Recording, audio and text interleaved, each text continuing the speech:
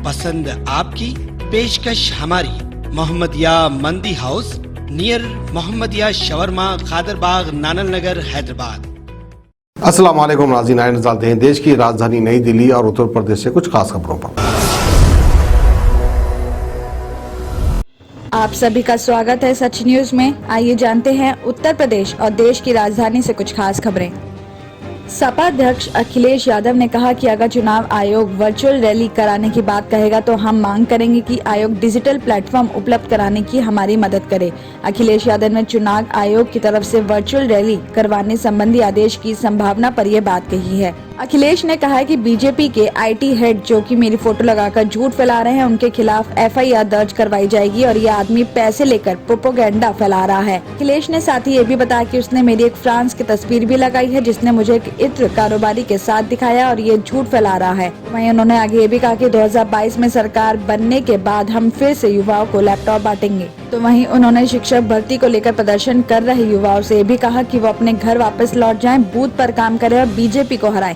सपा की सरकार आएगी तो न्याय होगा। अखिलेश यादव ने मैनपुरी सैनिक स्कूल का नाम बदलने पर कहा कि योगी आदित्यनाथ नाम बदलने वाले मुख्यमंत्री हैं। इस बार के चुनाव में जनता उन्हें बदल देगी। शहीद जनरल बिपिन रावत का सभी सम्मान करते हैं और उनके नाम पर कुछ नया करना चाहिए था, पर ये लोग सिर्फ नाम ही बदल सकते हैं। साथ ही अखिलेश यादव ने परशुराम की प्रतिमा का अनावरण करने का पर कहा कि भगवान परशुराम सभी के हैं और वो किसी एक दल के नहीं है। शिक्षा व्यवस्था को बेहतर करने को लेकर उन्होंने कहा कि सपा सरकार में ऐसी योजनाएं चलाएंगे जिससे कि गरीब बच्चे भी अच्छी शिक्षा के लिए विदेश जा सकें।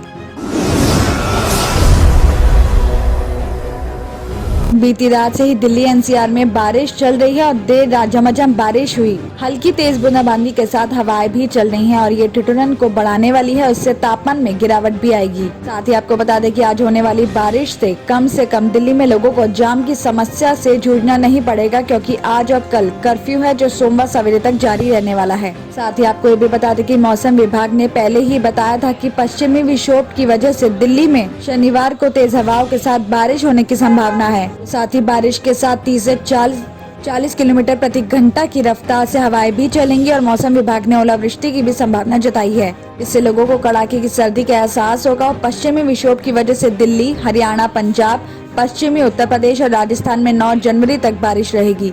भारत मौसम विज्ञान विभाग ने बताया कि दिल्ली के साथ साथ एनसीआर में वल्लभगढ़, छपरौला, नोएडा, दादरी, ग्रेटर नोएडा, गुरुग्राम, फरीदाबाद, मानेसर, तिजारा, अलवर में बारिश हो सकती है और दिल्ली एनसीआर में ठंडी तेज हवा भी चल रही है, जिससे इस वजह से तापमान में गिरावट भी आएगी। कोरोना संक्रमण के बढ़ते प्रसार को देखकर भी लोग लापरवाही बरत रहे हैं और कोई मास्क नहीं लगा रहा है तो कोई फिजिकल डिस्टेंस के नियम तार कर रहा है। लोग समझ रहे हैं कि कोरोना से कुछ नहीं होगा, शायद इसलिए दिल्ली में रोजाना मामलों में 4 से 5 हजार तक की बढ़ोतरी दर्ज की जा रही है। खास बात यह कि संक्रमण की चपेट में आ रही आबादी में ज्यादातर लोग वैक्सीन की दोनों डोज ले चुके हैं और किसी न किसी के कांटेक्ट में आने के बाद इनकी भी एंटीजन या आरटीपीसीआर रिपोर्ट पॉजिटिव मिल रही है। ये जानकारी दिल्ली के स्वास्थ्य विभाग की एक रिपोर्ट में मिली है। लोकनायक के साथ ही कई हॉस्पिटल से प्राप्त ब्यौरे के आधार पर यह समीक्षा की गई है कि शायद वैक्सीनेशन की वजह से ज्यादातर संक्रमित में से हल्के लक्षण या ना के बराबर दिखाई दे रहे हैं। हालांकि विभाग का यह भी मानना है कि इस समय सिचुएशन को देखते हुए सिर्फ एक अनुमान है और इस तरह की रिपोर्ट आने वाले दिनों में और सामने आएगी ताकि ये पता चल सके कि संक्रमण आबादी में किस तरह से असर दिखाई दे रहा है। स्वास्थ्य विभाग के एक वरिष्ठ अधिकारी ने ये भी बताया कि दिल्ली में 55% से ज्यादा संक्रमित वैक्सीन की दोनों डोज ले चुके हैं और हॉस्पिटल्स में भी कुछ पेशेंट्स को एडमिट करना पड़ रहा है और अभी तक जितने भी प्रूफ सामने आ रहे हैं उससे यही कहा जा सकता है कि वैक्सीनेशन की वजह से ही 95% तक पेशेंट्स में संक्रमण का असर हल्का या फिर एक भी लक्षण नहीं मिल रहा है। साथ ही भी बताया गया है कि गिनती के कुछ ही लोग हैं जिनमें संक्रमण का असर गंभीर है और उनकी आयु 60 साल के आसपास की है। हालांकि भविष्य के बारे में किसी को कुछ नहीं पता है, इसलिए लोगों को बचाव जरूर रखना है और इस टाइम की सिचुएशन हल्की हो सकती है लेकिन आगे का कुछ भी हो सकता है। और जब साल 2020 में कोरोना पहली बार आया था तब भी इस तरह की सिचुएशन देखने को मिली थी, लेकिन बाद में भयानक हालात भी देखने को मिले थे।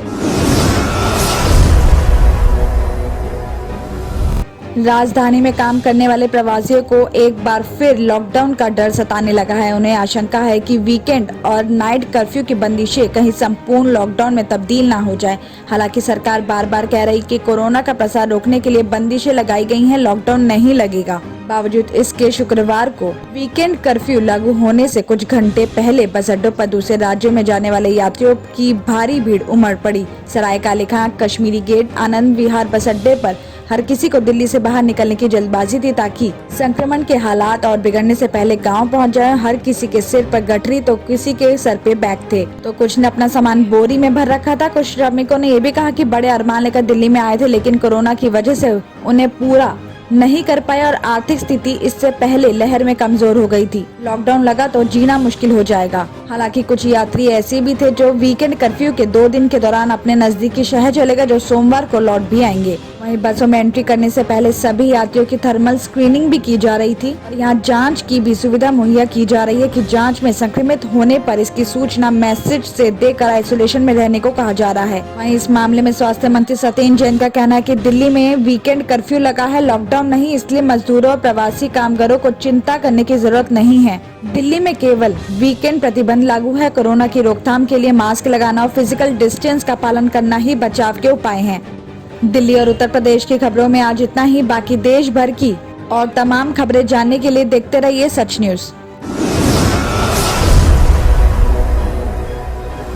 Doctor Farhana's polyclinic diagnostic maternity and scanning centre by doctor Farhana Al Jabri कई किस्म के मुख्तलिफ स्कैन्स रीजनेबल और अफोर्डेबल रेट्स में पुराने शहर की खवातीन को सहूलत पहुँचाने के खुसूसी मकसद से ये स्कैनिंग सेंटर खोला गया है। कई मुख्तलिफ मर्ज व अमराज का इलाज डॉक्टर फरहाना पॉलीक्लिनिक पर किया जाता है। डॉक्टर फरहाना अल जाबरी और दूसरे एक्सपर्ट्स की निगरानी में खुसूसी लेडीज और बच्चों का इलाज किया जाता है। एड्रेस याकुतपुरा, बड़ा बाजार, जफर रोड, हैदराबाद। स्क्रीन पर दिए गए नंबर्स